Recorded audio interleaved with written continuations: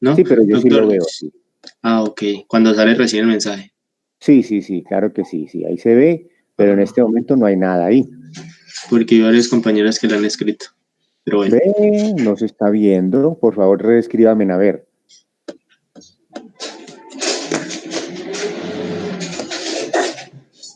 Ah, si están escribiendo, entonces no está. Víctor, si usted gusta, arriba a la derecha hay como un cuadrito con un puntico verde.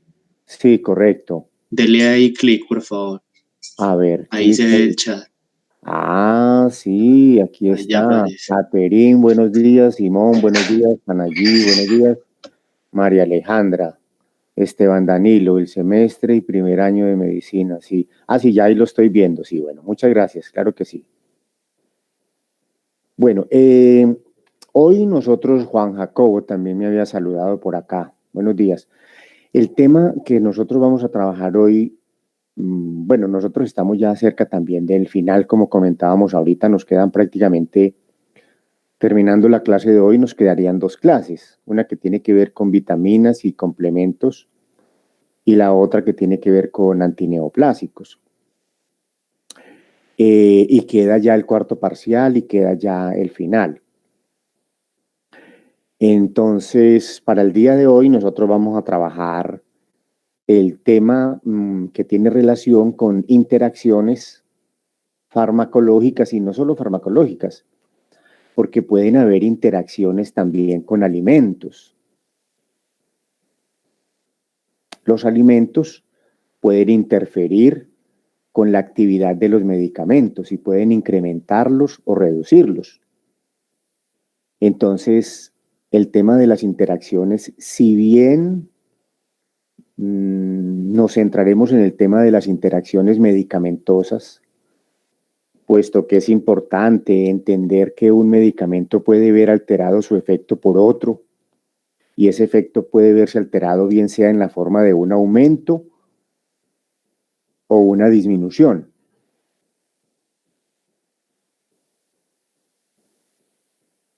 Y eso puede conllevar a efectos adversos y a toxicidades. Pero además de las interacciones estrictamente medicamentosas, que el médico debe tenerlas en cuenta al momento de formular y por lo menos considerar y tener en cuenta lo que se conoce, porque es que con respecto al tema de las interacciones hay muchas cosas desconocidas. Desconocidas, ¿por qué? Porque hay muchos medicamentos nuevos de los cuales no hay información de qué ocurre cuando se administra con otros medicamentos. Entonces, esa información no existe sencillamente. ¿Cómo se va generando la información en el caso de las interacciones medicamentosas? Cuando los pacientes van empezando a utilizar los medicamentos ya en la fase 4, pues inicialmente puede ser en la fase 3, cuando ya se prueba la eficacia de los medicamentos, se puede ver qué pasa, por ejemplo, con el medicamento que se está usando y si el paciente utilizó ciertos alimentos, qué ocurrió.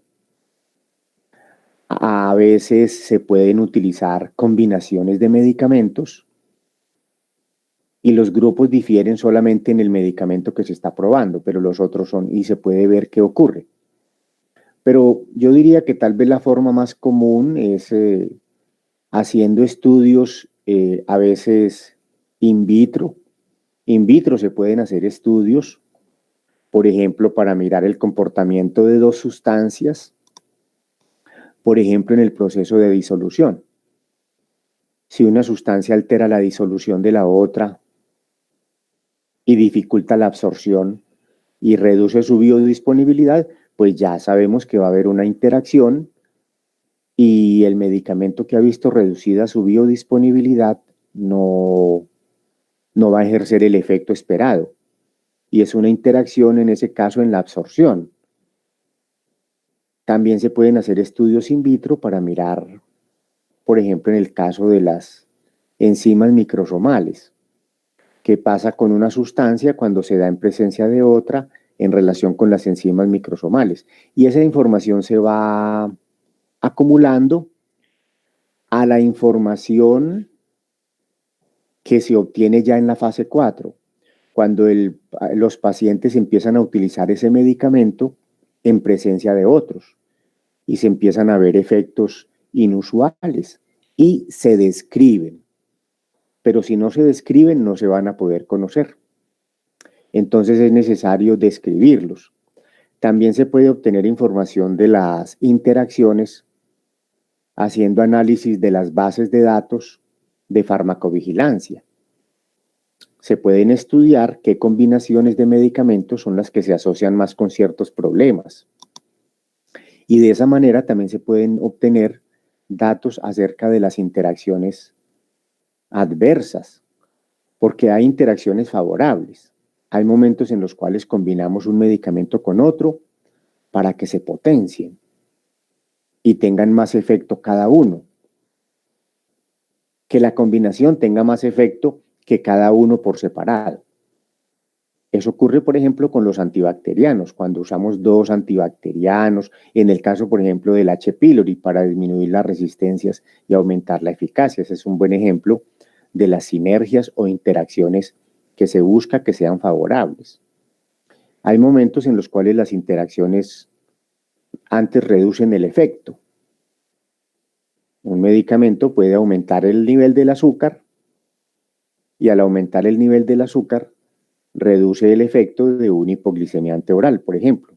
O un medicamento puede retener sal, retener agua y contrarrestar el efecto de un antihipertensivo. Son efectos o interacciones negativas. Entonces, ese es uno de los temas a los que nos vamos a referir en el día de hoy, interacciones. Vamos a hacer también referencia al concepto de las reacciones adversas. La reacción adversa se define como un evento a veces inesperado, involuntario, que ocurre en un paciente, es un evento indeseable, que ocurre en un paciente cuando se formula, cuando el médico formula un medicamento a las dosis estándar usadas terapéuticamente. Eso ocurre en muchas oportunidades y ustedes ya con el trabajo que vienen haciendo durante todo el semestre se han dado cuenta lo que es el fenómeno de las reacciones adversas.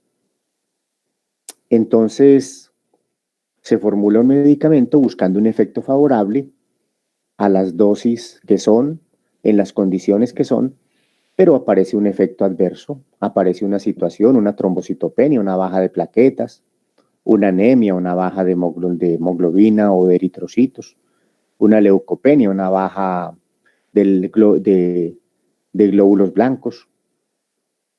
En el caso de la anemia es una baja de glóbulos rojos y así sucesivamente. Ese tema también lo vamos a analizar hoy, es un tema muy importante que tiene mucho que ver con el otro tema que vamos a analizar hoy, que es el de la farmacovigilancia. La farmacovigilancia son todos aquellos procesos sistemáticos de promoción en la captura de información, la recolección de información, el procesamiento de esa información, el análisis de la información recogida, la divulgación de la información que se obtiene en relación con los efectos adversos y la transmisión de esa información a los usuarios o prescriptores, bien sea médicos, enfermeras, odontólogos o a los usuarios que son los pacientes. Igualmente la transferencia de esa información a las entidades regulatorias para que tomen decisiones respecto a los fármacos. Se retiran, se generan alertas, etcétera, con el fin de mejorar cada vez el uso de los medicamentos, con el fin de aumentar la seguridad, con el fin de aumentar el perfil de beneficio-riesgo. Entonces, ese es el proceso de farmacovigilancia. Para el proceso de farmacovigilancia, entonces, debe haber, digamos, toda una organización en la cual se promociona reportar eventos adversos o situaciones o eventos que ocurran con los medicamentos. Pero el reportante tiene que enviar eso a algún sitio. Hoy se puede hacer el reporte por vía electrónica. También se puede hacer por escrito, llenando un formato. En los hospitales se pueden llenar esos formatos y se puede enviar al INVIMA por correo, o el hospital hace los hospitales hacen las recolecciones, hacen el procesamiento y envían también esa información al INVIMA, por ejemplo, en el caso de Colombia, o en el caso de los Estados Unidos a la FDA, en el caso de Europa a la EMA, Agencia Europea del Medicamento, o también a la Organización Mundial de la Salud, que tiene un convenio con una entidad en Uppsala, Suecia, que se dedica a hacer la recolección de toda esta información. Ese proceso de farmacovigilancia es muy importante y el proceso de farmacovigilancia se nutre básicamente con los reportes que hacen los médicos, las enfermeras, los odontólogos, pero el problema es que ellos reportan muy poco. Entonces se han incluido a los pacientes como agentes posibles de hacer también reportes. Un paciente puede reportar: mire, yo estuve en el hospital, me ocurrió tal cosa, en la historia me dicen esto, me informaron esto. Y toda esa información se está teniendo en cuenta y esa información se va almacenando en bases de datos que pueden ser analizadas con ciertas herramientas de software para identificar asociaciones entre un medicamento y un efecto adverso. Con el ejercicio que estamos haciendo desde principio de semestre, en el cual ustedes están haciendo un trabajo sobre una reacción adversa, ustedes se han ido dando cuenta lo que es este fenómeno, su importancia, cómo se puede presentar clínicamente, cómo se hacen los reportes, y han podido ver diferentes características asociadas con este tipo de problemas tan importante. Cada vez surgen más medicamentos, cada vez hay más reacciones adversas y es muy importante brindarle seguridad al usuario final, que es el paciente. Entonces, a eso también nos vamos a referir en el día de hoy. O sea, esos serían los 3 objetivos para hoy. Trabajar la parte de interacciones, mencionando su definición, su importancia, los tipos de interacciones, etcétera. Hablar un poco de las reacciones adversas, que es un tema que ustedes ya por su trabajo lo tienen, digamos, un poco más claro. Definirla, diferenciar las reacciones adversas según los tipos,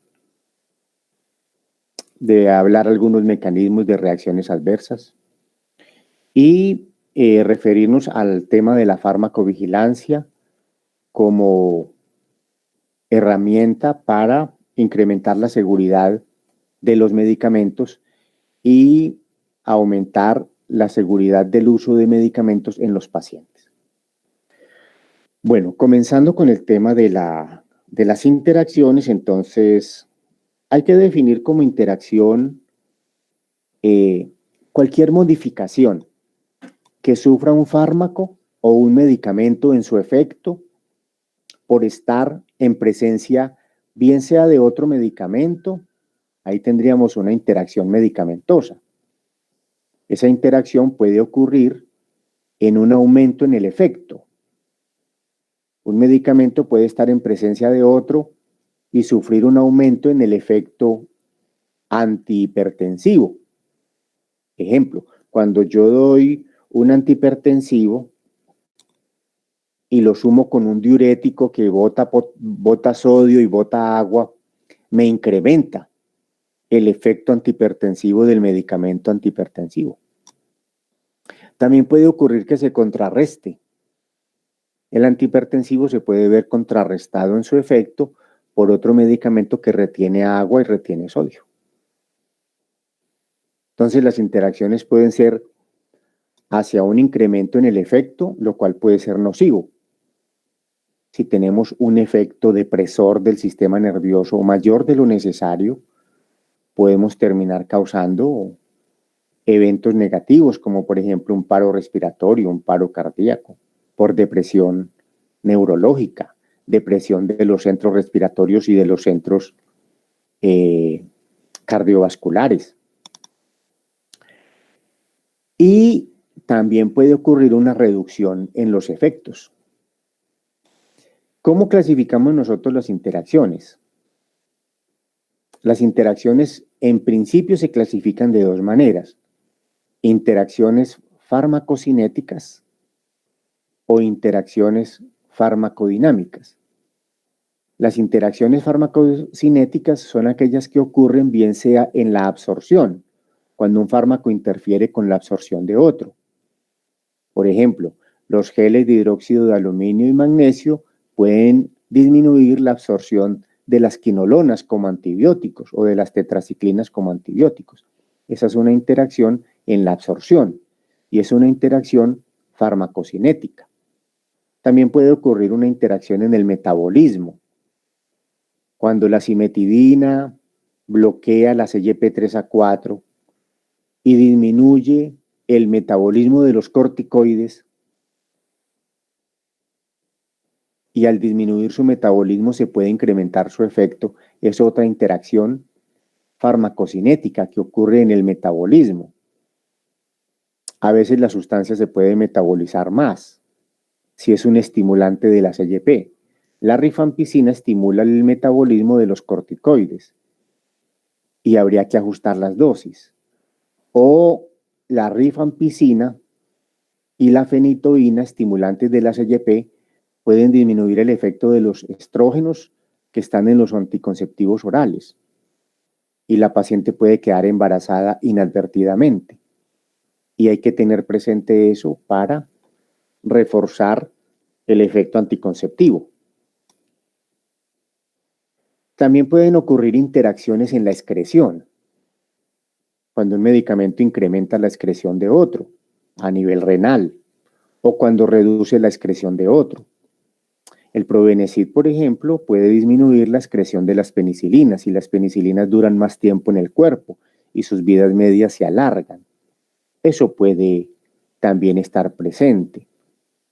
También puede ocurrir interacción porque dos fármacos se unan a las proteínas y se altere su distribución y se altere su fracción libre. Entonces miren cómo las interacciones pueden ser farmacocinéticas cuando ocurren en la absorción, en la distribución, en el metabolismo o en la excreción. Pero también tenemos interacciones a nivel del receptor.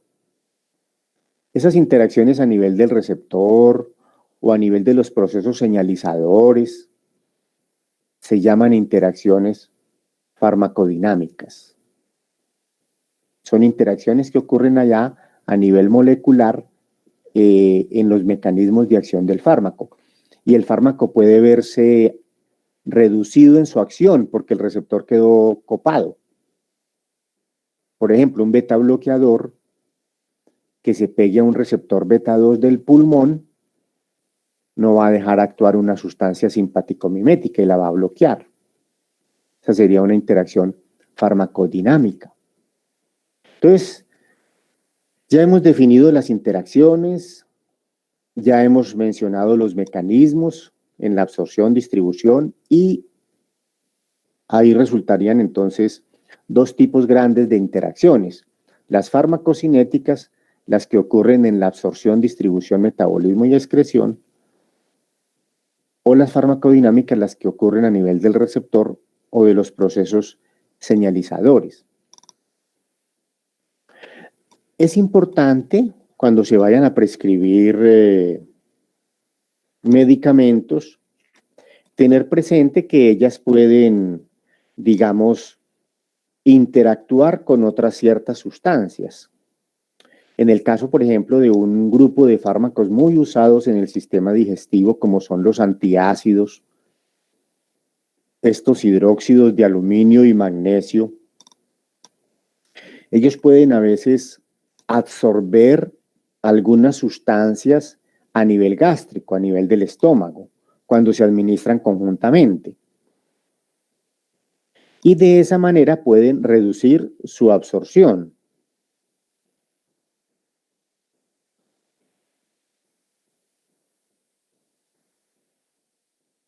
A veces puede ocurrir también que los antiácidos, como son sustancias de naturaleza básica, pueden alcalinizar la orina y al alcalinizar la orina pueden facilitar la excreción de sustancias que tengan un pH ácido, porque éstas se van a ionizar más y no pueden regresar al túbulo renal y salen con la orina. Entonces miren cómo a veces una sustancia que se da, en este caso un antiácido, puede interferir en el estómago con la absorción de ciertas sustancias, pero también puede interferir en el riñón con la excreción de ciertas sustancias. En el caso, por ejemplo, de los antiácidos, ellos, por ejemplo, pueden disminuir la absorción del ketoconazol y algunos azoles que son antimicóticos, cuya absorción es dependiente.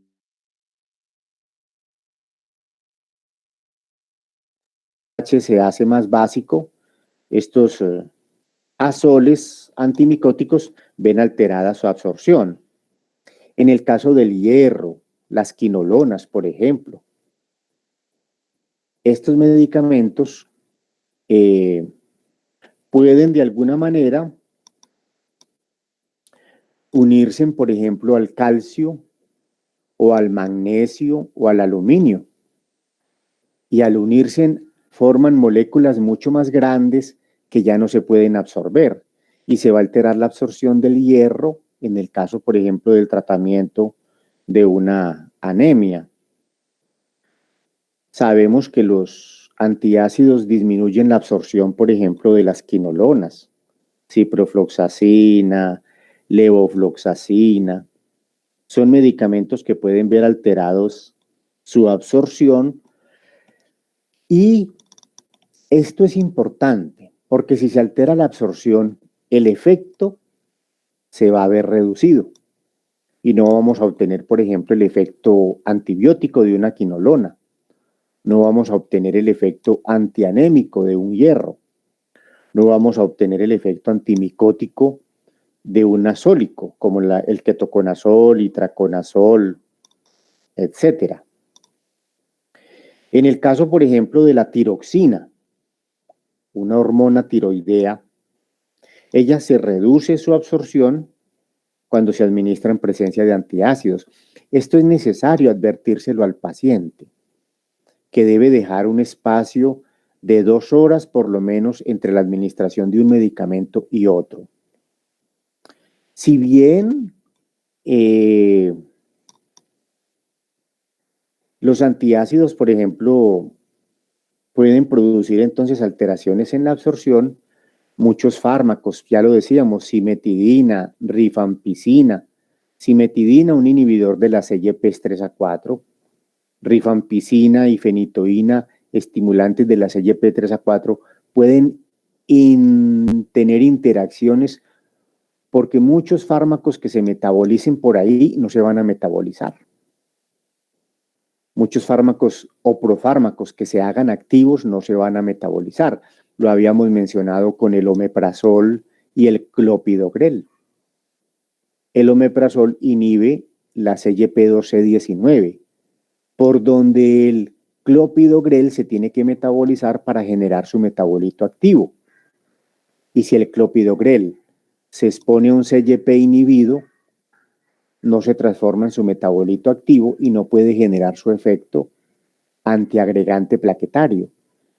Y el paciente lo está tomando, pero está haciendo trombos a nivel coronario. No está quedando protegido. Entonces miren el tema de las interacciones tan importantes y deben ser tenidos en cuenta porque de no considerarse, pues podemos tener no solamente una inefectividad terapéutica, sino que también pueden aparecer efectos adversos. Un grupo de fármacos muy usados, por ejemplo, son los antiinflamatorios no esteroideos.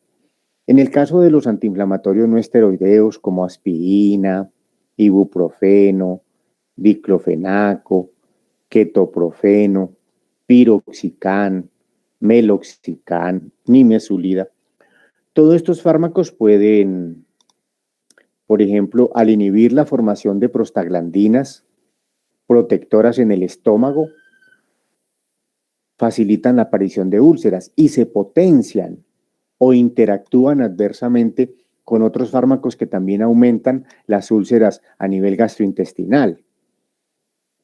Ya nosotros lo hemos comentado de la potenciación entre antiinflamatorios no esteroideos con corticoides, la posibilidad de que se generen hemorragias gastrointestinales por úlceras es mucho más común. También puede ocurrir que los AINES, al disminuir la formación de prostaciclina en el riñón, alteran la dinámica circulatoria del riñón y restan un mecanismo nefroprotector.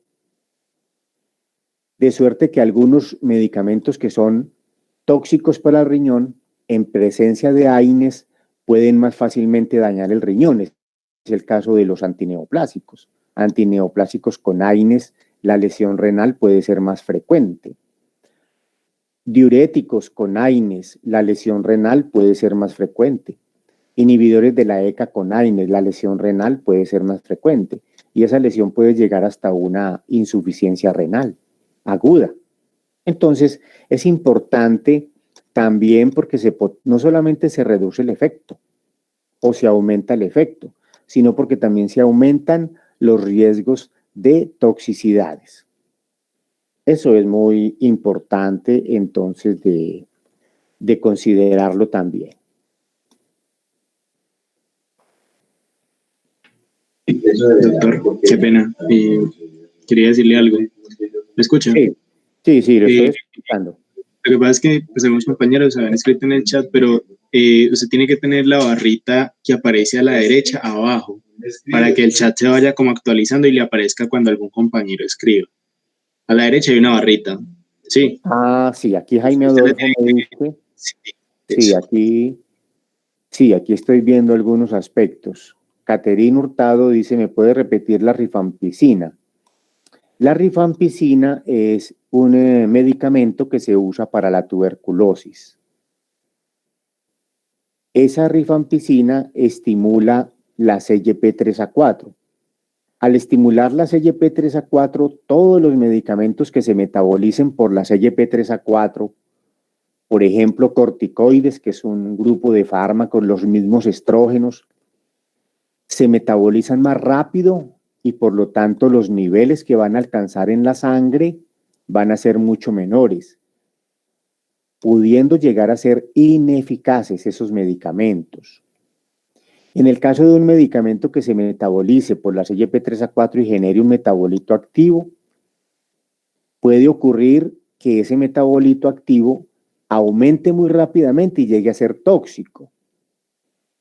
Entonces, en el caso de la rifampicina, por el estímulo que hace de la CYP3A4, es por la forma como se pueden llegar a presentar interacciones nocivas.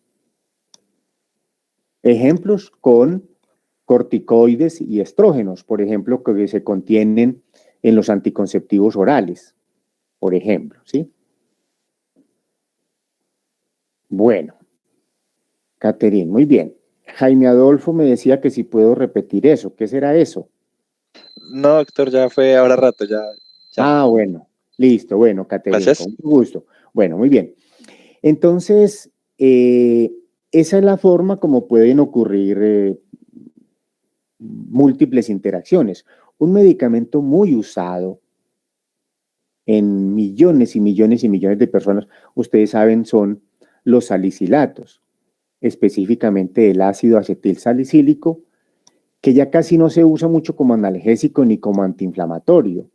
Se prefiere más como antiagregante. En la televisión ustedes ven propagandas de los ahorros de infartos que hace la aspirina, la cardioaspirina.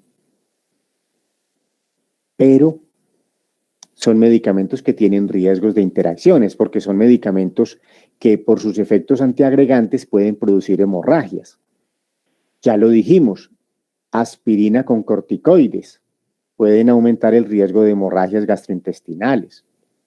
Aspirina con anticoagulantes orales como la warfarina o con anticoagulantes parenterales como la heparina, como la enoxaparina, pueden aumentar, por ejemplo, el riesgo de hemorragias. Con metotrexato, la aspirina reduce la eliminación del metotrexato, que es un medicamento que se utiliza para el tratamiento de algunas enfermedades autoinmunes y para algunos cánceres. Entonces, al disminuir la eliminación del metotrexato, la aspirina, al disminuir la eliminación del metotrexato, hace que se retenga el metotrexato, aumente sus niveles y el metotrexato puede, con esos mayores niveles, causar fibrosis pulmonar o fibrosis hepática o tener un mayor efecto a nivel de la médula ósea o un mayor efecto a nivel intestinal, disminuyendo el recambio, digamos, de las células intestinales. Entonces, miren cómo este tema de las interacciones puede tener múltiples connotaciones. Y es muy importante, entonces, considerar el tema de las interacciones. No es fácil el tema de las interacciones, digamos, aprenderlo no es fácil. Porque un medicamento puede tener muchas interacciones. Aprenderlo de memoria es imposible. Tener presente múltiples interacciones de múltiples fármacos es imposible. De hecho, muchas cosas no se conocen. Y un fármaco en presencia de otro tiene un riesgo de interacción.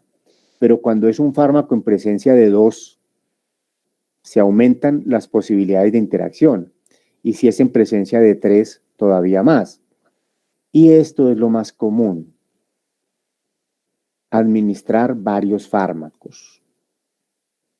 Generalmente hay enfermedades que requieren varios fármacos para su tratamiento.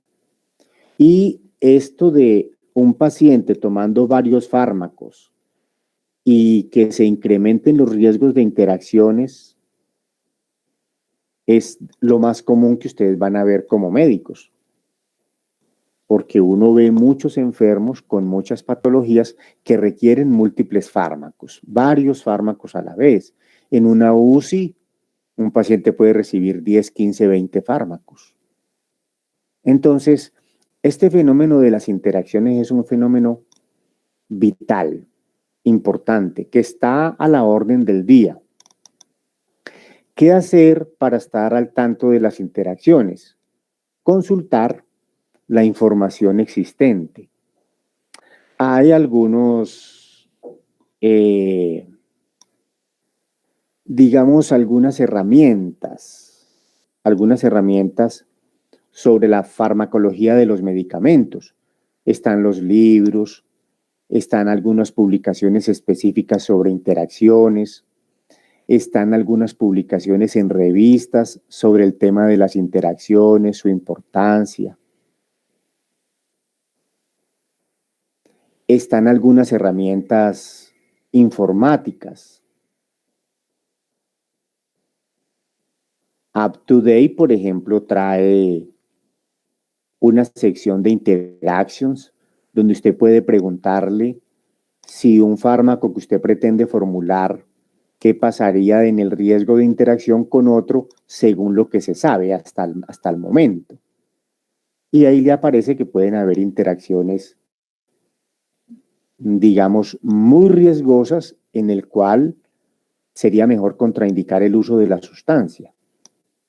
O no hay riesgos o hay una interacción moderada de riesgo donde se pueden administrar, pero hay que hacer valoraciones puntuales.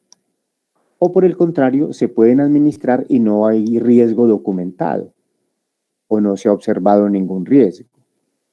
Y Doctus, por ejemplo, es otra herramienta de uso gratuito. UpToDate es paga, hay que pagar.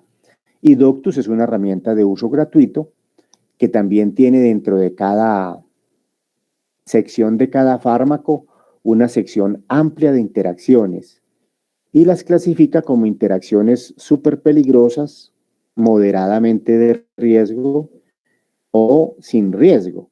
Entonces, es una herramienta que ustedes la pueden tener también a la mano.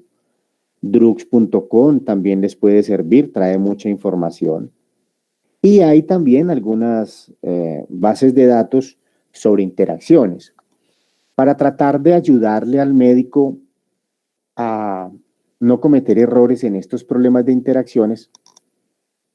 También se han desarrollado algunos softwares que los tienen algunos hospitales a disposición.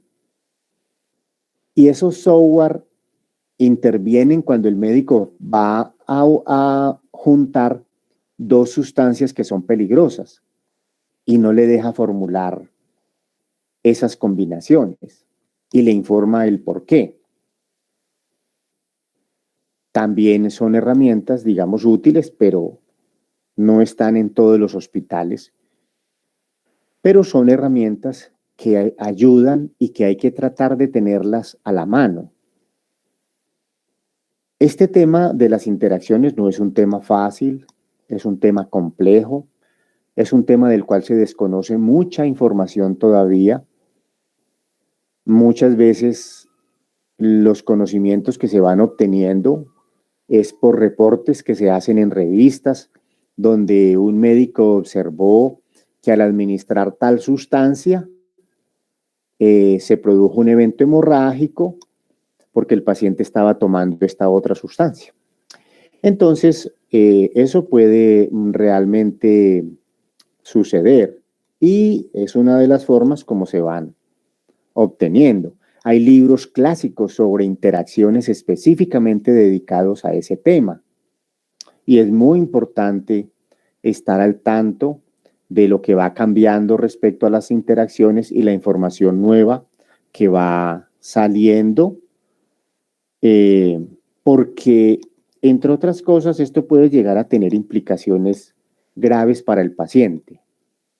A ver, el uso de la aspirina para la resaca no puede tener interacciones perjudiciales. Sí, la aspirina con alcohol puede ser más irritante y más nocivo para el estómago, indudablemente. El alcohol genera más diuresis y puede deshidratar un poco la persona. Y una aspirina en un paciente que esté parcialmente deshidratado puede tener más riesgo para el riñón. Entonces, sí pueden haber interacciones realmente, Ricardo. Muy importante la inquietud suya. Bueno, el otro tema que tenía para comentarles en el día de hoy es el tema de las reacciones adversas. Ya ustedes han tenido la oportunidad de experimentar de cerca el fenómeno de las reacciones adversas por el trabajo que vienen haciendo desde principio de año. Yo quisiera escuchar algunas de sus experiencias respecto a las reacciones adversas, cómo han vivido ese tema, cómo les ha parecido, qué concepto tienen ya del tema de la reacción adversa o algún otro aspecto que nos quieran comentar. A ver, alguien que me quiera comentar y nos quiera comentar a todos qué experiencia le ha venido quedando con el trabajo que se ha venido haciendo de las reacciones adversas.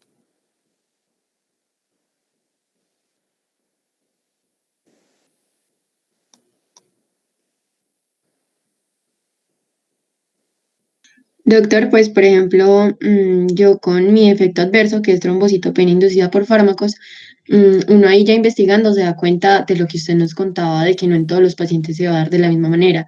Digamos, ya uno ve la variedad, que hay pacientes que desarrollan trombocitopenia en 2 semanas después de administrar el fármaco, como hay pacientes que lo desarrollan 6, 8 meses después, incluso 2 años después, y uno ya ve como las diferentes maneras en las que se manifiesta. Hay personas que ya empiezan a manifestar síntomas, otras personas que no, simplemente se dan cuenta por un examen de rutina. Entonces ya ahí nos vamos dando cuenta de como toda la variabilidad que usted nos mencionaba antes, de que cada paciente es diferente. Muy importante ese aporte de Natalia, nos lleva ella menciona un aspecto muy importante, ¿cierto? La variabilidad en la aparición. Hay reacciones adversas que aparecen rápido y tienen, digamos, una relación temporal con el medicamento. Pero mire cómo nos comenta que en su experiencia han aparecido a veces hasta 2 años después de usar un medicamento. A veces lo que puede ocurrir, por ejemplo, con una dipirona. Una dipirona se usa y a veces el fenómeno de la granulocitosis puede aparecer meses después de que se utilizó. Entonces, y muy interesante el comentario de Natalia con respecto a su experiencia en su trabajo. Muchas gracias, Natalia. ¿Alguien más quiere comentarnos?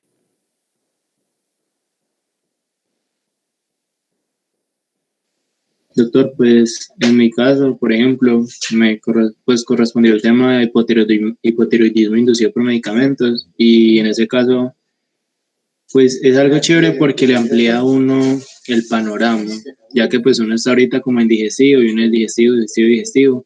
Entonces como que comenzar a ver otras cositas que posiblemente vamos, por ejemplo, en endocrino, también ayudan. Y lo que decía Nata también es como ir viendo los patrones para uno familiarizarse como con qué recurrencia tiene, también ir aprendiendo pues qué medicamentos, a pesar de que no los hayamos visto, pueden causar ese tipo de reacciones, es también, por ejemplo, interesante. Entonces sí, pues por ejemplo, la miodarona, el litio, que no son de enfermedades de digestivo, pero que pues vamos a ver de pronto en cardiorrespiratorio y también en endocrino y en psiquiatría. Sí, muy importante. Muchas gracias por ese aporte, porque ustedes pueden establecer ya relación con otros aspectos que no son estrictamente del sistema digestivo, pero que nos permite ver el organismo en un contexto un poco más integral. También relacionan no solamente con otras enfermedades de otros sistemas, sino también con otros medicamentos. Ven los patrones, ven los comportamientos, ven las formas como van evolucionando esas enfermedades, los síntomas, muy importante cómo se va manifestando el hipotiroidismo inducido por fármacos y qué diferencias pudiera haber con respecto al hipotiroidismo causado, digamos, por un fenómeno autoinmune o por alguna otra circunstancia. Entonces, muy importante ese fenómeno de la relación que nos comentan, lo que ustedes han podido ir haciendo. Y un último comentario.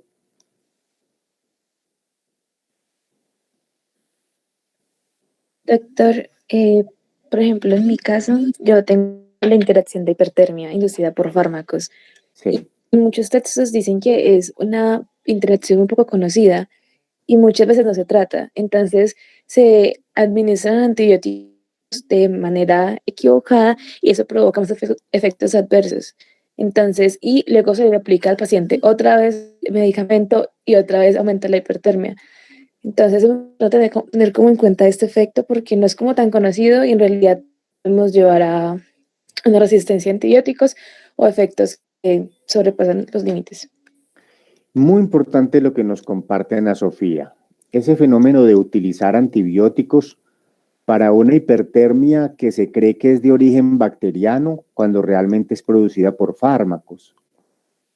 Por ser desconocida esa reacción adversa, se termina pensando en infección bacteriana y se desconoce la causa farmacológica. Entonces, muy importante eso que nos cuentan a Sofía, cómo identificar una reacción adversa, entenderla en su contexto, pudiera ayudar, por ejemplo, a utilizar mejor los antibacterianos y a disminuir el tema de la resistencia. Entonces, muy interesante, Ana Sofía, su aporte. Muchas gracias.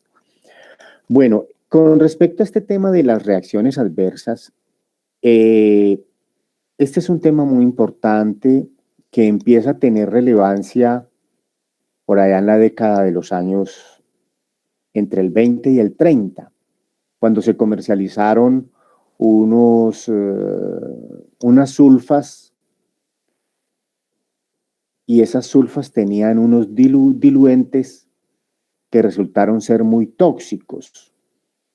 El diluente fue propilenglicol, que es un tóxico para el riñón, y muchos pacientes resultaron con lesiones renales, entre ellos muchos niños resultaron con lesiones renales.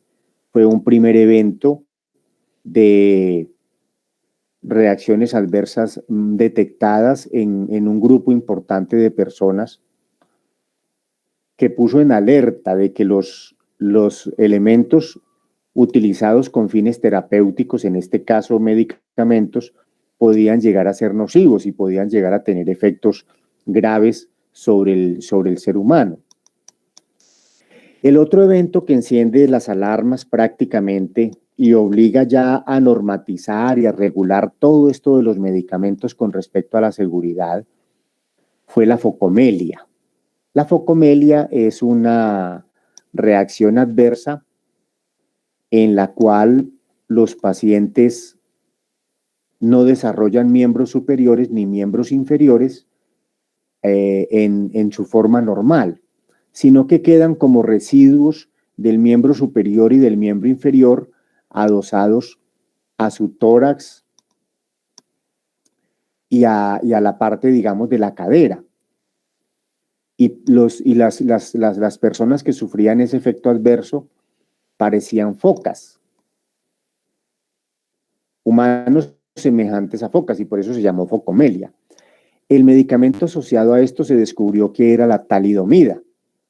En realidad, eso ya puso en alerta a las autoridades de algunos países y obligó a la conformación de entidades para regular el uso de los medicamentos, estudiar y asegurar su efectividad y sobre todo digamos, no inocuidad, porque los medicamentos no son inocuos, ellos tienen efectos a veces leves y pueden tener efectos adversos, digamos, moderadamente serios, pero tiene que ser en un porcentaje muy bajo.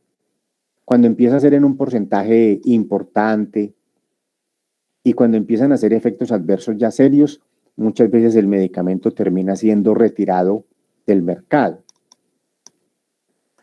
Entonces, esos dos eventos prácticamente son como el origen de lo que hoy es la FDA, el EMA en Europa, el INVIMA, que aparece después del año 91 en la reforma al Sistema General de Seguridad Social. En salud, con la reforma de la Constitución del 91, aparece el INVIMA, que regula en Colombia pues esta parte de los medicamentos. Como les decía, el RAM es una reacción, un evento indeseado, involuntario, porque el médico no está pensando en generar un daño, que se presenta a unas dosis terapéuticas. Eso es importante. La reacción adversa es a dosis terapéutica. Algunas reacciones adversas pueden ser mortales. Otras son leves, otras son moderadas, otras pueden dejar secuelas. Bueno, hay diferentes tipos de reacciones. Y las reacciones adversas pueden afectar el cerebro, dañando las neuronas, dañando algunas partes de las neuronas importantes. Por ejemplo, se puede dañar la esfingomielina y se altera la conducción nerviosa. Puede haber una lesión cardíaca, alterando la función de los canales de potasio, de sodio, de calcio. Puede haber un daño renal, lesionando los túbulos, lesionando la parte intersticial del riñón. La misma lesión gastrointestinal, en la forma de daño hepático, en la forma de daño gástrico. La misma lesión hematológica, en la forma de daño en las plaquetas, las trombocitopenias, en la forma de daño en los glóbulos rojos, las anemias, en la forma de daño en los glóbulos blancos. Las lesiones a nivel de órganos endocrinos como el tiroides, pancreatitis inducida por fármacos. Bueno, hay diferentes cosas que pueden ocurrir y las reacciones adversas pueden tomar múltiples connotaciones y pueden tomar diferentes manifestaciones. Es importante considerar el tema de las reacciones adversas, puesto que tenerlo presente haría que se interviniera rápidamente, evitando tomar decisiones erróneas. Ya nos lo dijo Ana Sofía. Cuando no se piensa en una hipertermia inducida por fármacos, lo primero que se busca es que la hipertermia es por infección y se empiezan a administrar antibacterianos sin haber infección y se terminan generando reacciones adversas por antibacterianos, resistencias sin haber infección y utilizándose los antibacterianos sin sentido. Entonces es muy importante tener presente este tema de las reacciones adversas. Las reacciones adversas pueden causar muertes. Las reacciones adversas causan hospitalización, causan sufrimiento, dolor en los pacientes y tienen un impacto desde el punto de vista costo. Una hospitalización por una reacción adversa puede generar un sobrecosto. Por ejemplo, solo en Colombia, un día de UCI puede valer en promedio 1 millón a 2 millones de pesos. Un paciente que reciba un AINE y haga una insuficiencia renal aguda y requiera 5 días de hospitalización en la UCI, es un paciente que va a valer 10 millones o 5 millones de pesos más su tratamiento. Súmele el daño renal que puede quedar. Súmele todos los controles que hay que hacerle por el nefrólogo, la medicación. O sea, eso tiene un impacto desde el punto de vista costos grandísimo. Pero lo más triste es el daño que se genera en las personas y ese daño puede a veces verse representado hasta en la muerte. Entonces es muy importante. ¿Qué tipos de reacciones adversas tenemos? Hay 3 tipos principales. Las reacciones adversas de tipo A, las de tipo B y las de tipo C. Se han descrito otras, pero estas yo creo que son las más importantes que ustedes tienen que recordar. La reacción adversa de tipo A es una reacción adversa que generalmente es dependiente de la dosis, tiene relación con la dosis, a más dosis, más reacción adversa. Y tiene relación muchas veces con las características farmacológicas del medicamento, bien sea con su farmacodinamia, con su interacción, etc. Es un ejemplo de una reacción, por ejemplo, de tipo A.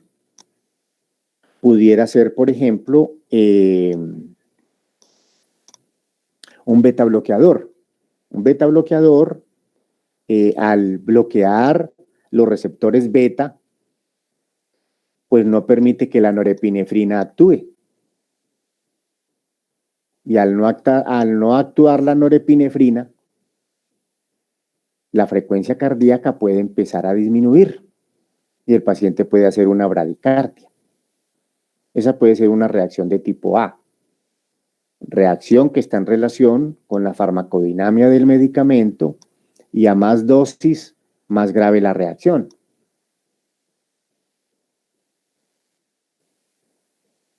Esa puede ser una reacción de tipo A. En el caso de las reacciones de tipo B, se sabe que no hay ninguna característica específica del medicamento que presuma que puede ocurrir. Pueden haber fenómenos del paciente, a veces fenómenos conocidos o desconocidos, pero que se pasan por alto. Por ejemplo, los fenómenos de hipersensibilidad que reportan ciertos pacientes ante ciertos medicamentos. No se conoce eso. No se sabe por qué a veces ocurre. O a veces en la medida en que se van haciendo avances en el conocimiento, se descubren factores genéticos. Por ejemplo, la farmacogenética puede estar detrás de las reacciones de tipo B. Los genes de todos los pacientes no son los mismos y pueden haber ciertos genes que generen ciertas proteínas que pueden hacer más susceptible a una persona a hacer una reacción ante un medicamento. Por ejemplo, el abacavir es un medicamento que se usa para el SIDA. El abacavir en pacientes que tienen ciertos marcadores genéticos puede hacer reacciones en la piel mucho más graves. Y ya se puede estudiar antes de dar abacavir si el paciente tiene esos marcadores. En el caso de la carbamazepina, también los pacientes pueden hacer síndrome de Stevens-Johnson o necrolisis epidérmica tóxica.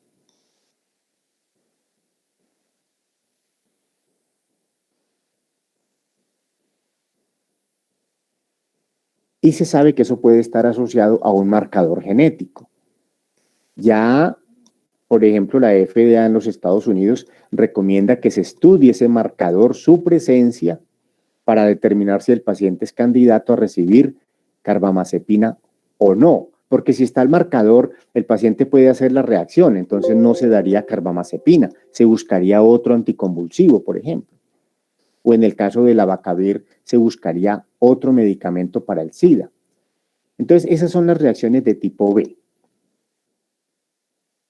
A veces son reacciones que no está muy claro, no está entendido, no hay una relación farmacocinética ni farmacodinámica y no tiene tampoco relación a veces con las dosis.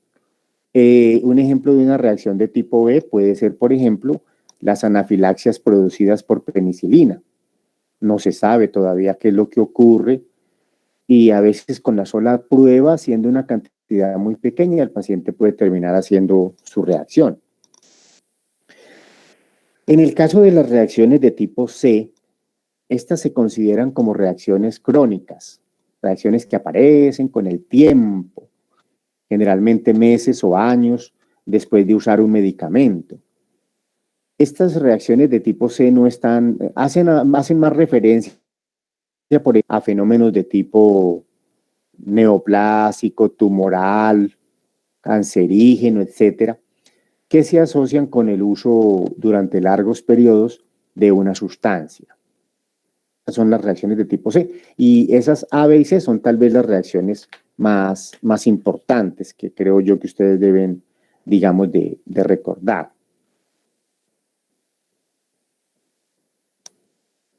¿Cuáles son los mecanismos por los cuales aparecen las reacciones? Generalmente hay mecanismos moleculares.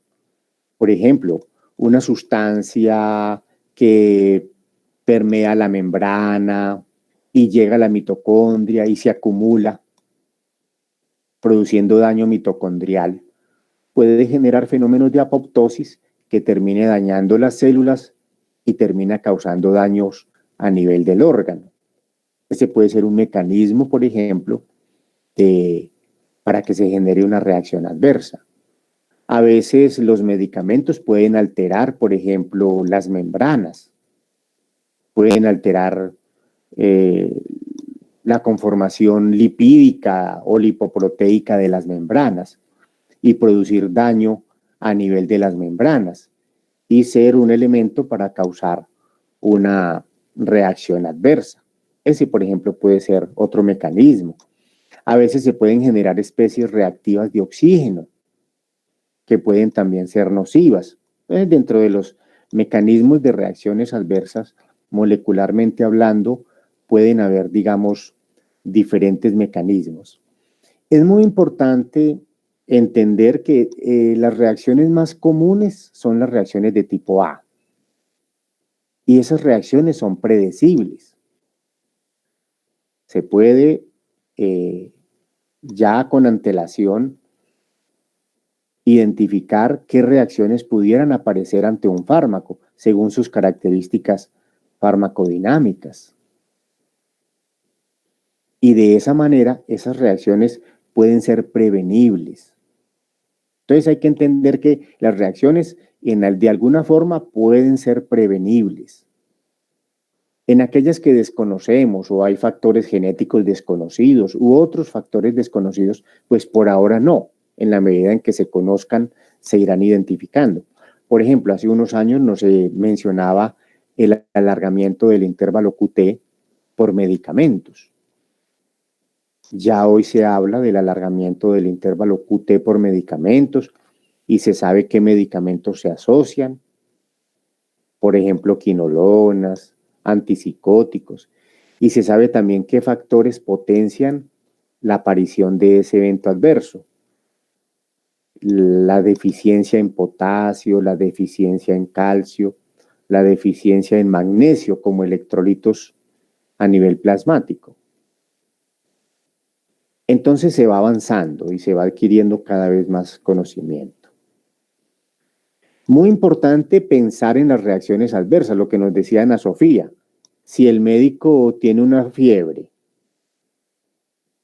y resulta que esa fiebre es por medicamentos, y no lo piensa, sino que únicamente considera que deben de haber bacterias, pide hemocultivos, pide un montón de exámenes, y empíricamente empieza a dar antibióticos, pues ahí se está obrando mal. Hasta que después de 8, 10, 15 días de dar antibióticos se ve que el paciente sigue con fiebre y se empieza a mirar, ¿será que es algún medicamento? Suspenden algún medicamento y efectivamente esa era la causa de la fiebre. Entonces es muy importante identificar las reacciones. Es muy importante reportar las reacciones. El reporte de las reacciones se puede hacer a través de revistas. Ustedes ya lo han visto con su ejercicio. Reportes de casos. Y un médico reporta en un sitio y otro médico reporta en otro sitio y se van empezando a encontrar similitudes entre esos reportes. Y se van empezando a hacer asociaciones que no son definitivas. Porque a veces una reacción no se puede establecer una asociación definitiva con un medicamento. Para hacer una asociación definitiva, una vez usted está manejando el paciente e hizo la reacción, usted puede utilizar lo que se llama un algoritmo de Naranjo. El algoritmo de Naranjo le permite hacer como aproximadamente 9 o 10 interrogantes. Y si cada interrogante da positivo o negativo, eso da un puntaje. Y si se obtiene más de cierto valor en el puntaje, hay una alta probabilidad de que la reacción sea producida por ese medicamento. Ejemplo, uno de los elementos de los algoritmos de Naranjo es, se conoce información de que ese medicamento da reacción. Sí o no, entonces puede dar sí, 1 punto, no, 0 puntos. Otro, por ejemplo, elemento, hay una relación temporal entre la administración del medicamento y la reacción. Es decir, el medicamento se dio hoy y la reacción aparece mañana o pasado mañana.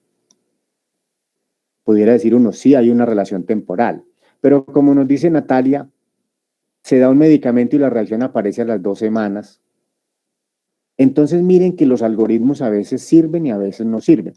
Pero hoy se usan los algoritmos de Naranjo y se están bregando a sacar otros algoritmos para establecer como una relación de causalidad entre el medicamento y asociarlo a la reacción. En las bases de datos se pueden hacer por medio de unas herramientas ya un poco más matemáticas, establecer asociaciones entre un medicamento y su reacción adversa. Y eso va generando señales para buscar con más detalle si ese medicamento se asocia con esa reacción adversa o no y tomar decisiones administrativas. Eso también se hace. De suerte que estar atento a las reacciones, documentarlas. Y una forma de documentarlas es hacer farmacovigilancia intensiva en el hospital. Los pacientes que hagan reacciones adversas los evalúa un grupo de médicos con conocimiento al respecto y establece si puede ser por un medicamento, por el otro, si hay una relación según los algoritmos, las describen, las publican y eso es importantísimo. También a través de las bases de datos de la FDA, de la OMS, etcétera, también se pueden hacer análisis, como yo les decía, para identificar señales.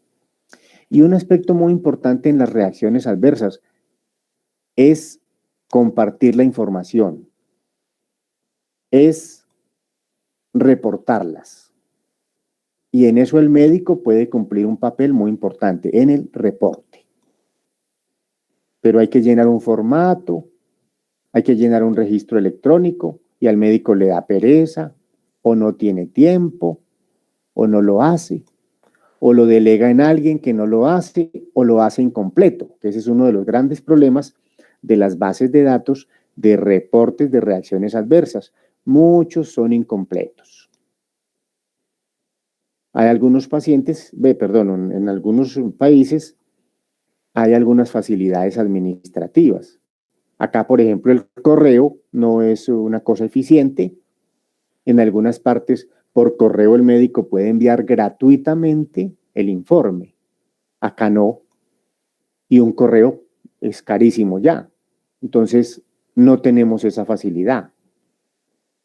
Se puede hacer quizás dentro del hospital, pero a veces ocurre que el farmacéutico, que es el encargado de estos programas, porque no contratan médicos expertos en estos temas, sino que le dejan toda la carga al farmacéutico que tiene 50.000 ocupaciones, todos los reportes se le acumulan y realmente, finalmente no se trasciende en nada. Eso ocurre a veces en nuestro medio. Y el principal problema que los médicos no reportan, las enfermeras no reportan, los profesionales de salud reportan muy poquito. Entonces, deberían de haber muchos más reportes. O sea que todo esto de las reacciones adversas tiene mucho tema para cortar. Y queda mucho todavía por conocer. Permítame un segundito.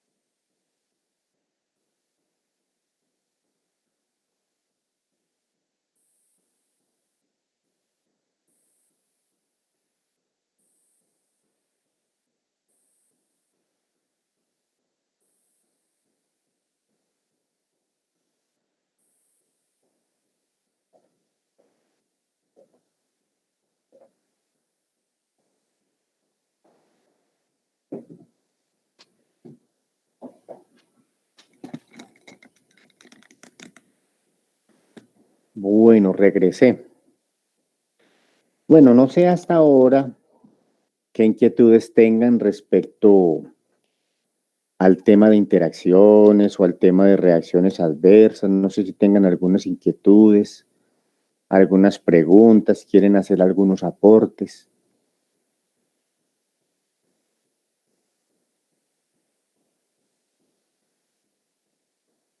Todo ha ido quedando claro hasta ahora con el tema de interacciones y reacciones adversas.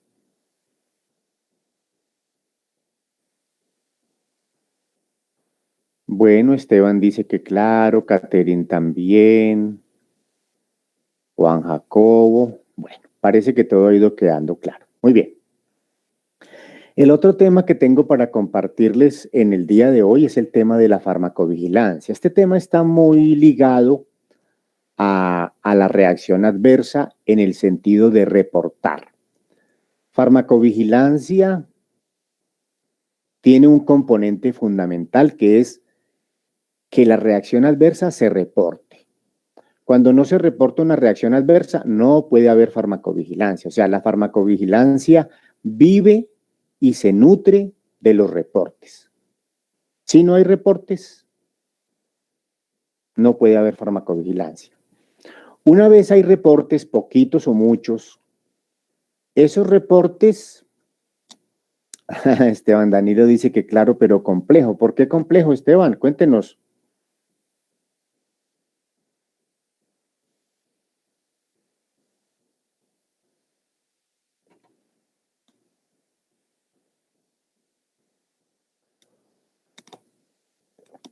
Ah, sí, Esteban, son muchas reacciones adversas y las interacciones también. Esos son temas, sí, eso sí es cierto, son temas difíciles para el médico, pero Esteban, le cuento, ahí es donde hay que ayudarse mucho con la información. Ahí es donde ustedes tienen que ser muy juiciosos y al momento de ir a formular, estar pendientes de la información que hay, estar pendientes de los conceptos farmacológicos básicos y clínicos de los medicamentos.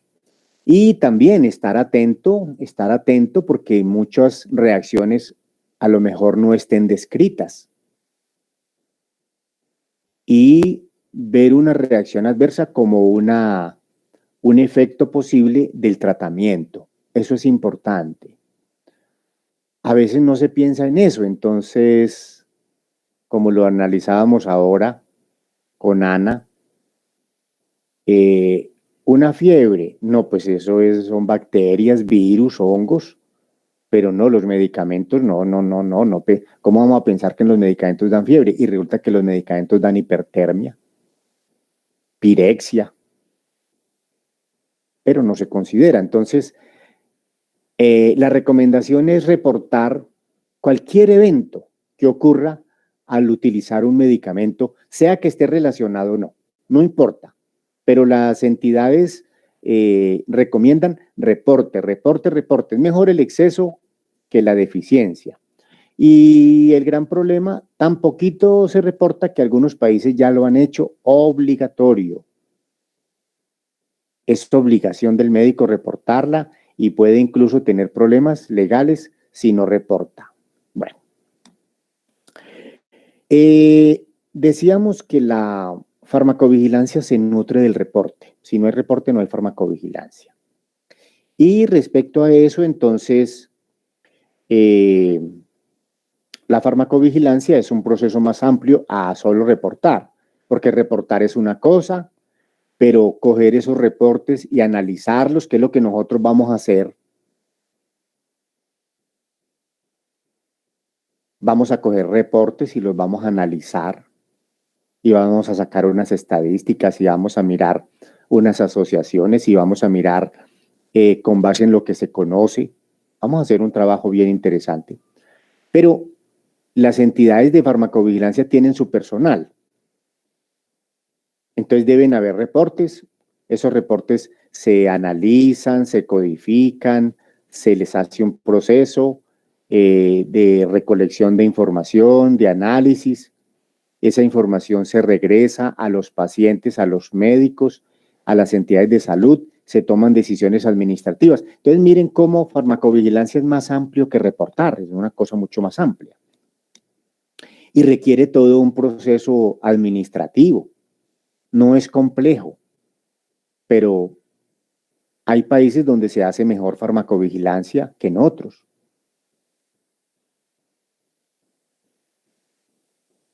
Y existen unos formatos de reporte. Si ustedes entran al INVIMA, yo los invito a que de pronto entren al INVIMA o entren a la página de la FDA. o quizás a la página de la Organización Mundial de la Salud. Ahí ustedes pueden encontrar el formato de reporte. Trae una información sobre el paciente, quién es, cuántos años tiene, qué medicamento tomó, al cuánto tiempo aparece la reacción, estaba ingiriendo otros medicamentos, qué desenlace tuvo. Bueno, hay que llenar eso, pero muchas veces a los médicos no les gusta llenarlo, les da temor, bueno, por muchas cosas. Y lo cierto del caso es que entonces hay varios formatos. Esos formatos se pueden llenar hoy electrónicamente. Usted puede entrar a la página de la FDA, MedWatch, y ahí está el formato de reporte. La página del INVIMA. La FDA, por ejemplo, recibe reportes de gente de todo el mundo. Cuando usted entra a la base de datos de la FDA, usted encuentra que hay reportes de Francia, de Japón, de los mismos Estados Unidos y de otros países. Lo mismo la OMS también recibe reportes de casi de 60, 80, 100 países del mundo. ¿Qué se hacen con esos reportes? Se van acumulando toda esa información. Les voy a compartir acá les voy a compartir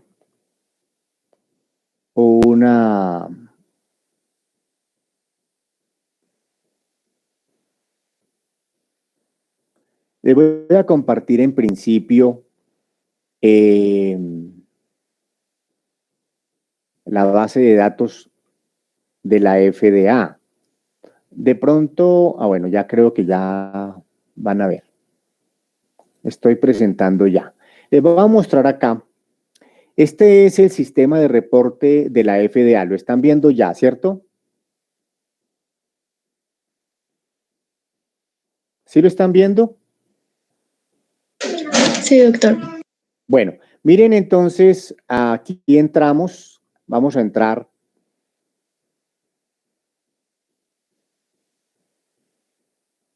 A la sección de reportes de reacciones adversas de medicamentos de la FDA de los Estados Unidos.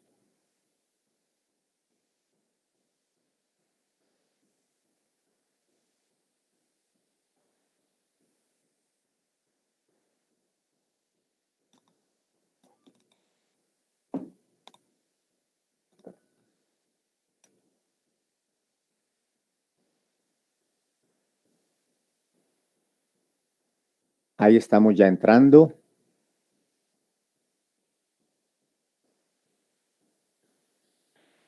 Y observen lo que empieza a aparecer. Aquí le dice a uno que pues tiene que estar de acuerdo en ciertas cosas. Entonces uno le dice que sí.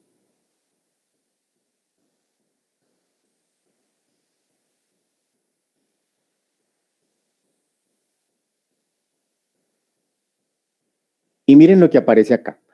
Total de reportes en esta base de datos de los Estados Unidos. Esto es público. Total de reportes, 20.292.362 reportes. Reportes serios, excluyendo muertes, 11.257.840. Muertes reportadas asociadas a medicamentos, 1.955.232.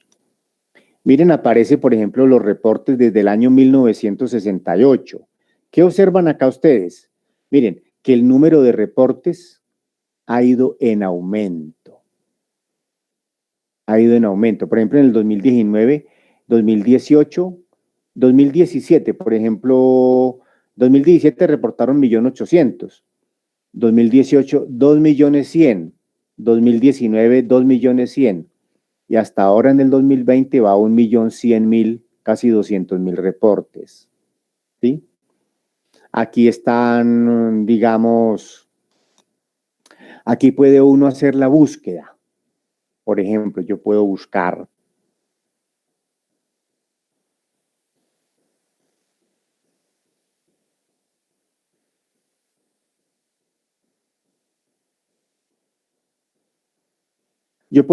por producto o puedo buscar por reacción. ¿Sí? Por producto, por ejemplo, démosle aquí, por ejemplo, Ibuprofeno.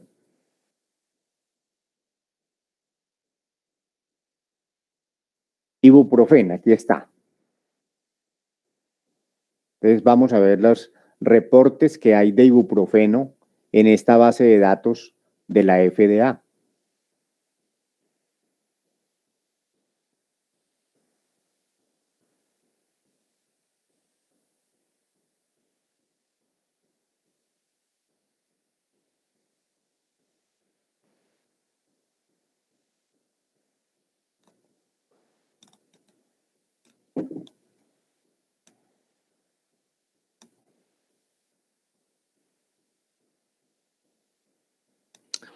Aparecen un total de casos de 92.691 reportes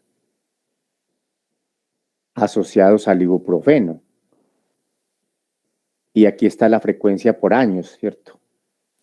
Reportes serios, incluidas las muertes, 62.227. Muertes asociadas al ibuprofeno como reacción adversa, 6.896. Si yo le doy acá listing case, él me puede a mí sacar los casos.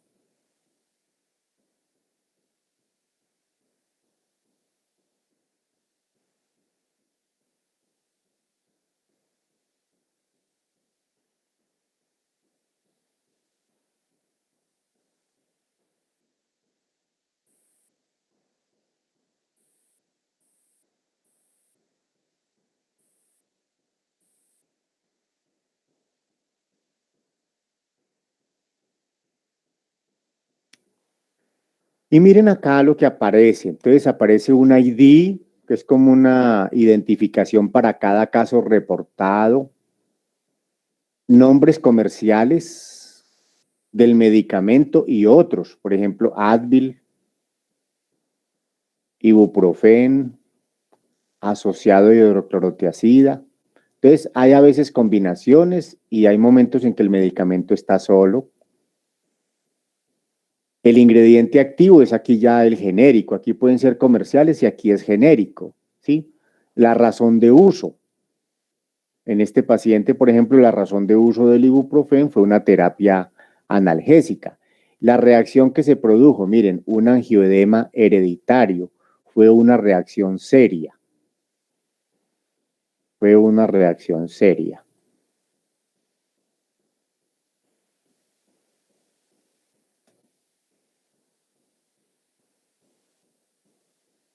Yo esto lo puedo exportar en formato, digamos, de Excel o en formato PDF. Y aquí, por ejemplo, está si el paciente fue hospitalizado, tuvo una discapacidad secundaria a la reacción, más acá está la edad, más acá está el sexo, más acá está el país. Pero esto era parte de lo que les quería compartir. Esto es parte de lo que es la farmacovigilancia.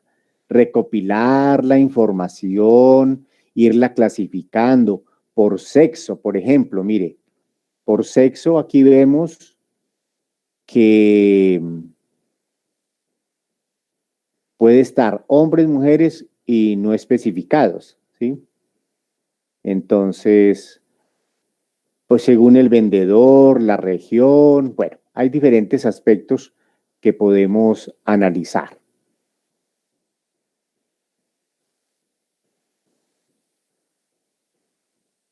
Hay otra base de datos que llama Digiaccess, es la de la OMS. Les voy a mostrar acá. Ya entramos a la sección de farmacovigilancia de la OMS. Y acá usted le puede dar, por ejemplo, un medicamento. Por ejemplo, démosle omeprazol. O incluso podemos darle el mismo ibuprofeno, a ver.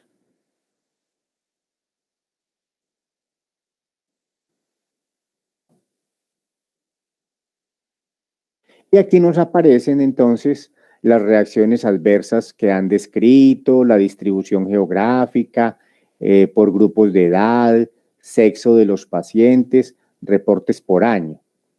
Vamos a analizar, por ejemplo, estos reportes por año, por ejemplo.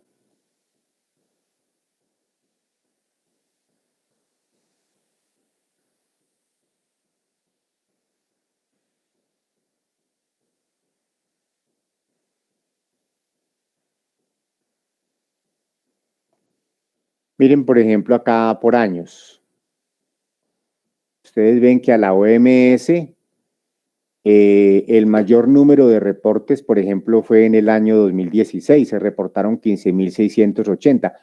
Uno dice, este es un número muy pequeño porque pausar ibuprofeno en todo el mundo, 15.000 reacciones, o sea, se sabe que hay un infrarreporte. Se sabe que el infrarreporte, es decir, de todas las reacciones adversas que ocurren, aproximadamente puede que se reporten apenas un 10%. El otro 90% no se reporta, pero bueno, algo se está haciendo y algo se puede hacer con esto y con esta información, algo se puede hacer. Obviamente, el ideal es que esto se incremente. Pero miren, por ejemplo, uno puede analizar por año o puede, por ejemplo, hacerlo según la distribución geográfica. Pero yo quiero mostrarles sobre todo esto porque el tiempo se nos va como agotando, entonces yo quiero mostrarles esta partecita. Vamos con el mismo ibuprofeno. Bueno, omeprazol. Es un medicamento también muy usado en el sistema digestivo, sí que se usa. Vamos a analizar aquí el perfil de reacciones adversas al omeprazol. Miren, por ejemplo, de todas las reacciones 113.000 reacciones reportadas con el omeprazol. Y de ellas, casi 5.000 fueron sobre el sistema linfático, 4.000 a nivel cardíaco, 285 problemas congénitos y genéticos. A nivel de oído y laberinto, 1.133. A nivel endocrino, 1.286. Ojo, 2.800. Gastrointestinal, 28.000. Generales, 27.000. Por ejemplo, en el sistema nervioso, 13.000. Relacionadas con el embarazo, puerperio, 167. Piel y tejido subcutáneo, 17.000. Y la OMS considera otras, por ejemplo, relacionadas con eventos de investigación, injuria.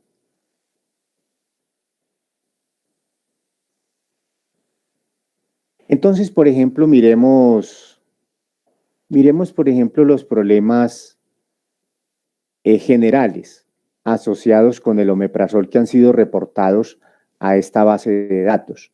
Por ejemplo, mire, inefectividad. La OMS considera, digamos, otros aspectos, si la droga fue inefectiva.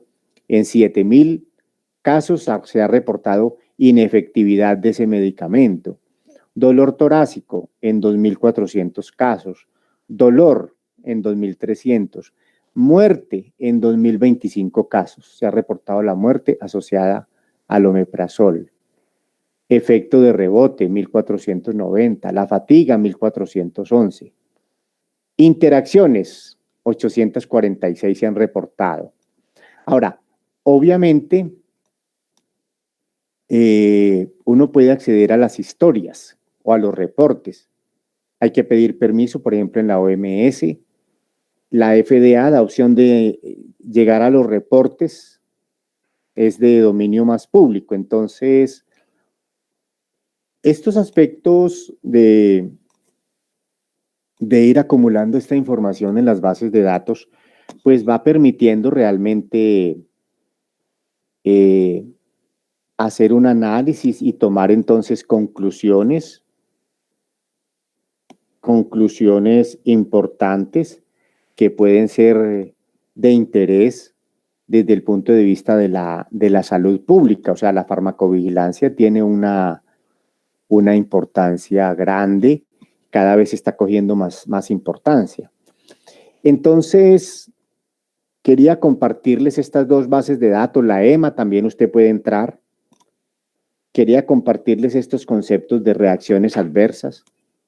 Quería compartirles estos conceptos de interacciones. No sé qué inquietudes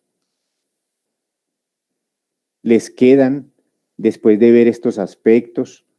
¿Qué quieren comentar? ¿Qué quieren compartir? ¿Qué quieren decir? Los escucho.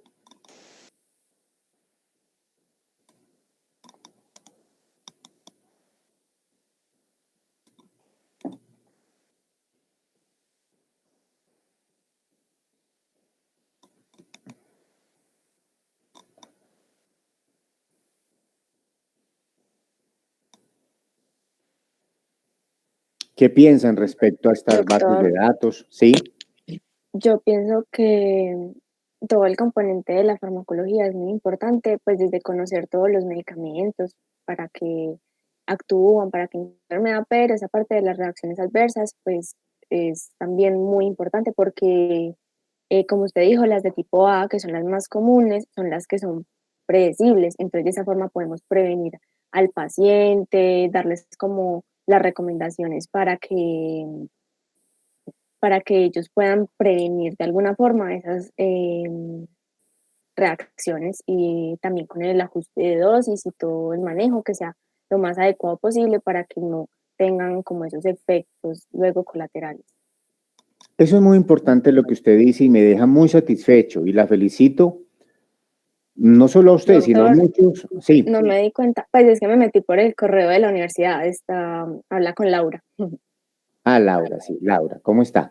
Laura, me deja muy satisfecho su comentario, ver la forma como usted ya piensa que hay que orientar la parte de el uso y la prescripción de medicamentos, muchos de los aspectos que hay que tener en cuenta, porque ese es uno de los grandes problemas que existen hoy por hoy en el ejercicio médico mundial. El manejo de medicamentos se hace de manera muy tranquila, a veces muy negligente, a veces sin tomar todos los cuidados, y créanme, los problemas asociados a medicamentos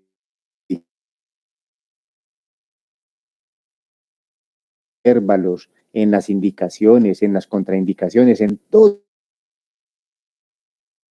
Y hay muchos problemas asociados a la mala prescripción.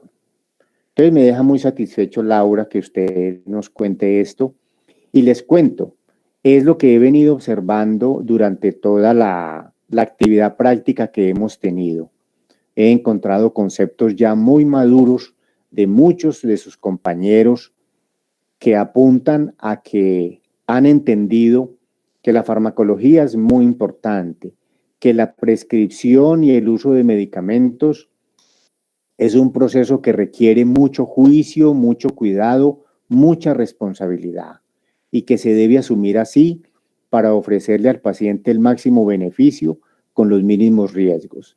Y como bien lo anota Laura, muchos procesos, por ejemplo, en el caso de reacciones adversas, interacciones, son prevenibles. Esa es una conclusión.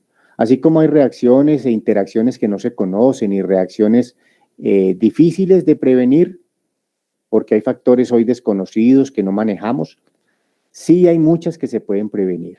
Y el gran problema es cuando se falla ahí, cuando se puede prevenir algo y no se previene. ¿Qué es lo que está pasando hoy con el COVID? Se puede prevenir la infección y el avance de la enfermedad, pero la gente no hace el autocuidado respectivo y los médicos no toman las precauciones al momento de formular. Dice María Alejandra, ¿cuánto podría demorarse en aprobar un reporte sobre la reacción adversa de un medicamento? Realmente ese es uno de los problemas graves. A veces eso toma mucho tiempo. ¿Por qué? Porque se tienen que ir acumulando casos y deben aparecer lo que se llaman señales. Y para que haya una señal, entonces deben haber más de 3 casos reportados y por un proceso estadístico, entonces debe tener una significancia estadística.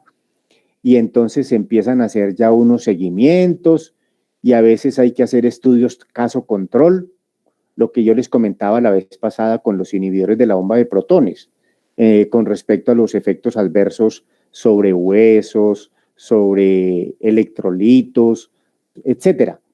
Y entonces esos estudios toman tiempo y viene un proceso de discusión, pero cuando las reacciones adversas a veces son graves, algunos reportes, si la reacción adversa es grave, algunos reportes, digamos, no tienen que ser números muy grandes ni tiempos muy demorados para que las entidades regulatorias tomen decisiones y decidan suspender el medicamento o permitir su venta bajo restricción. Pero todo parte del reporte, ¿cierto? Entonces eso es muy importante. Bueno, María Alejandra, muy importante su pregunta y espero haberla respondido, pues, para absolver la duda, ¿no? Bueno, María Alejandra, muy bien. Bueno, no sé si hay alguna otra duda, alguna otra inquietud.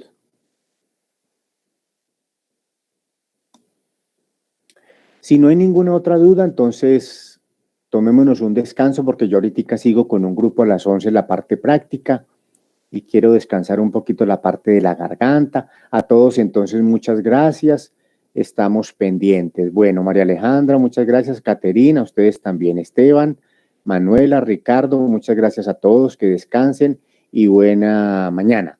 Ahorita tengo una rotación con un grupo, un trabajo, entonces espero que a las 11 estemos conectados. Bueno, Karen, Sofía, Ana Sofía Orozco, Richard Augusto, muchas gracias a todos. Manuela, Caterín, feliz día también para ustedes y buen descanso ya que se aproxima el almuerzo. Bueno, Valentina, adiós. Andrea también, chao. Natalia, muchas gracias a todos. Ya me desconecto y me despido. Chao, chao.